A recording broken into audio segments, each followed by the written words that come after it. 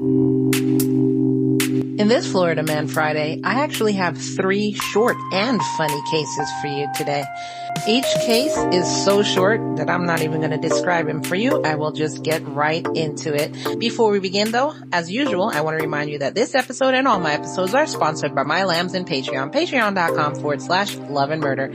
Let's get into this really short Florida Man Friday.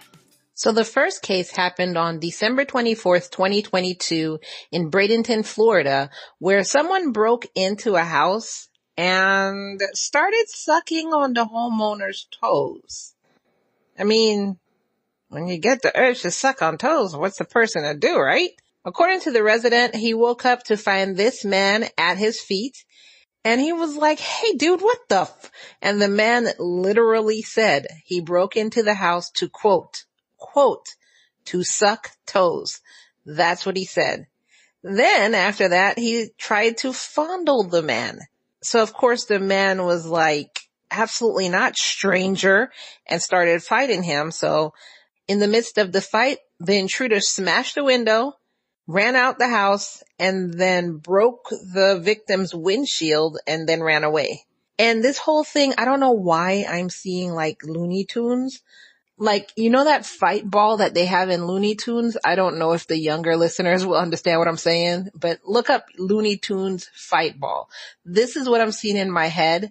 Then after that, I see him bouncing out of the fight ball, breaking a window, bouncing out of the window, smashing the windshield, and then running away saying, it's literally how it played out in my head.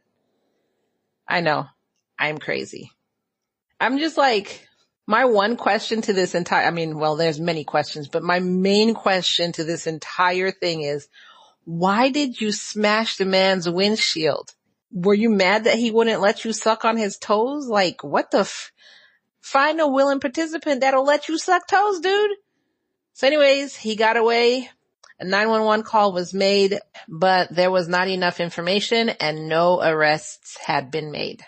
I make jokes, but that is pretty damn scary. Imagine waking up to a stranger sucking your frickin' toes. I know it sounds funny, but imagine it happening to you. The second case was a case with 49-year-old Douglas Peter Kelly.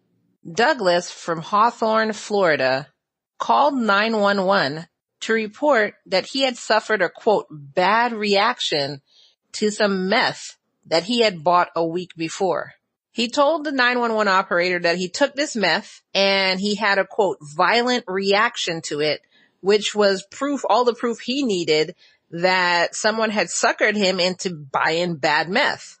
Either that or they had sold him a different drug that he wasn't used to. So he told them that he wanted his stash tested so that he could, quote, press charges against the other dealer who sold him this horrible stash of drugs. So police told Douglas that they were more than happy to test this for him. All you gotta do is bring the stash of drugs in and we'll test it for you in person. And he said, okay. And he went. So he drove to the station and turned in a, quote, clear crystal-like substance wrapped in aluminum foil. So, true to their word, they tested the substance for him and they came back and said, yup, that's meth all right. So they arrested him, of course. He was charged with possession of meth and was taken to Putnam County Jail, where he was held on bond for $5,000. The sheriff's office took this information and posted it to their Facebook page with a caption, quote, if you believe you were sold bad drugs, we are offering a free service to test them just for you. Remember, our detectives are always ready to assist anyone who believes they were misled in their illegal drug purchase. I wonder how many people took that seriously. I know you and I would think it's a joke, but I wonder how many people actually took that seriously. The last case that I have for you happened on January 4th, 2023 in Crestview, Florida. This is in the Florida Panhandle. A woman called 911 to report that a man was outside of her house saying he'd been shot. When police got there, they found 28-year-old Justin McCall, who did have a gunshot wound to his leg. They rushed him to the hospital for treatment. When police asked what happened, why he was there, he hemmed and hawed and everything like that.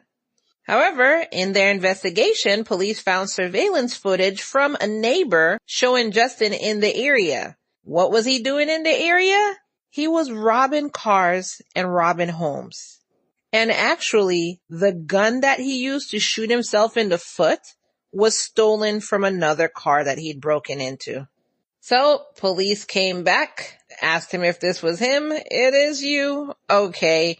Ran him through the system and found that he was out on bond for 2 separate burglaries.